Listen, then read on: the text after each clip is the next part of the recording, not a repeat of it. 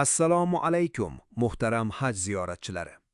Xavfsiz harakatlanishingiz va adashib qolmasligingiz uchun ilgari haj qilgan ziyoratchilarning 3 ta muhim maslahatini yetkazmoqchiman. Birinchidan, birinchi kundanoq chodiringiz raqamini va uning telefoningiz xaritasidagi joylashuvini yaxshilab eslab qoling. Ushbu oddiy ma'lumot odamlar gavjum bo'lganda sizga juda katta yordam beradi.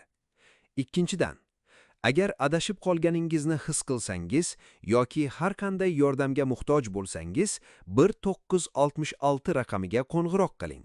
Ular istalgan vaqtda sizga yo'l ko'rsatishga tayyor.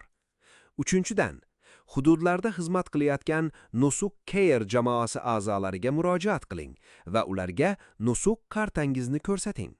Ularning barchasi sizga yordam berish uchun u yerda shay turibdilar. Doimo yodingizda bo'lsin. Qulayliklar siz uchun yaratilgan. To'g'ri harakat qiling va safaringizni yanada yengil hamda oson o'tishini ta'minlang.